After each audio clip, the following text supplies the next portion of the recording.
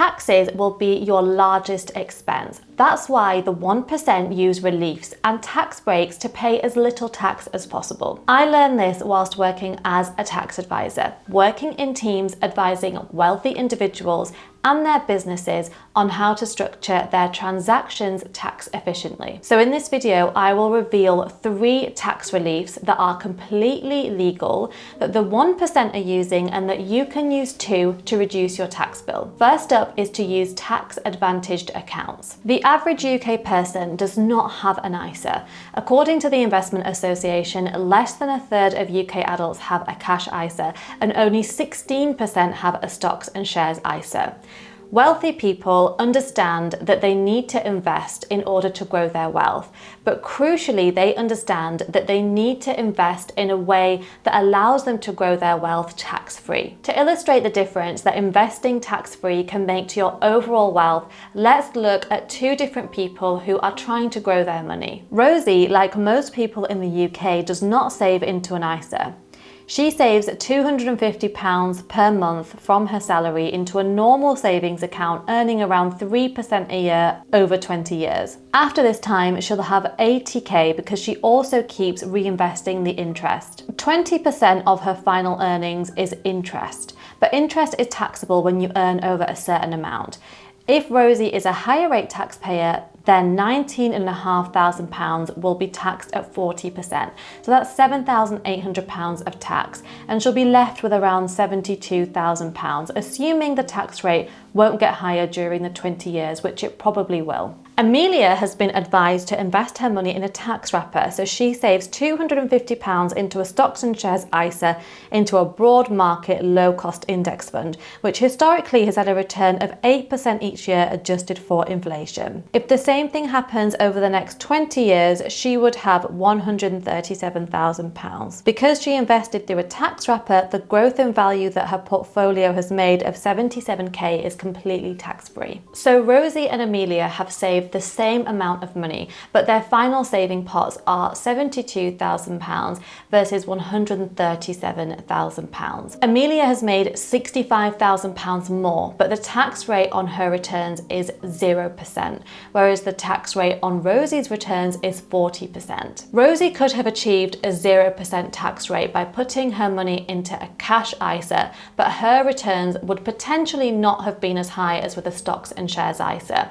Wealthy people understand that, and they are willing to take a higher risk in exchange for a potentially higher reward. But it's important to say that past performance is not an indicator of future results, and nobody can tell you that you will definitely make 8% annual returns if you put your money in a stocks and shares ISA. However, over the long term, with nearly a century of data, the S&P 500, which is an example of a broad market low-cost index fund, has made 8% each year adjusted for inflation. In practical terms, it's important to save and invest your money in a tax-advantaged account in order to shelter your returns from tax. If you're able to take more of a risk, then consider putting your money in a stocks and shares ISA so that you can set yourself up for potentially higher returns that are sheltered from tax. I want to take a minute to thank the sponsor of this video, Huel. I'm so happy to be working with Huel because I have found their nutritionally complete food and drinks to be a massive time saver when I'm feeling extra busy. Huel products contain 26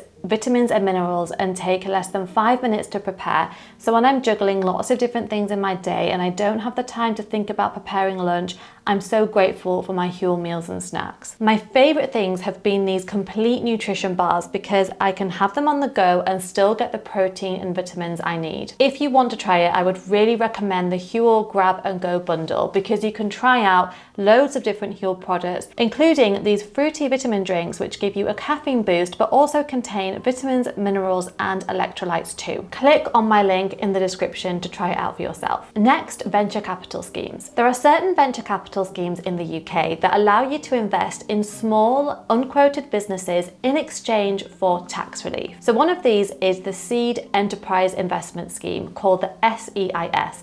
And if you invest in an SEIS qualifying company, then you can receive 50% of the amount that you invested in the company back as tax relief in your tax return. So when I was working in practice, I was involved in working on behalf of these companies to put together their applications to HMRC that would make them SEIS or EIS qualified. And that would then mean that these companies could approach investors and tell them that if they invested in their company, they could get tax relief. So there are lots of investors in the UK that use these venture capital schemes in order to obtain tax relief. So let's say, for example, that you put £100,000 into an SEIS qualifying company, you could then get £50,000 back in your tax return as tax relief. But it's important to say that this is a very high risk investment. It's typically only suitable for high net worth individuals or very sophisticated investors because you are investing in companies that are themselves high risk. So you may not get back anything and you might lose everything that you invested in the company. Plus, because these businesses are unquoted, the shares might not have any value if you want to sell your shareholding in the future. Next, replace your salary. The average working person relies on their salary as their main source of income, and it's classified as earned income.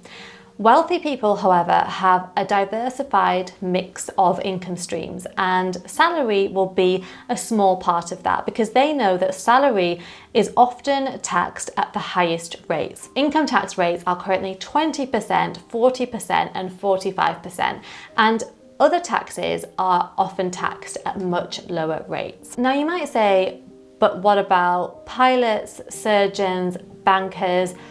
All of these types of jobs where people are earning six-figure salaries and they are making good money and they're paying the top rates of income tax, those individuals would still be considered as wealthy.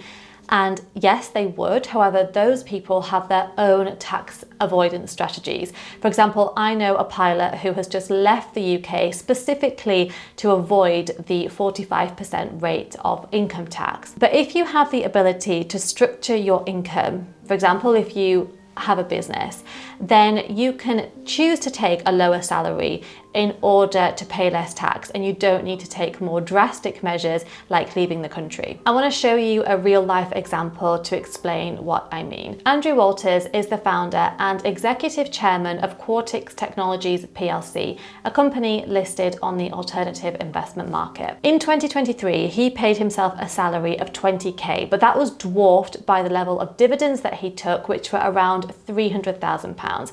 He did that on purpose because dividends are taxed at lower rates than salary.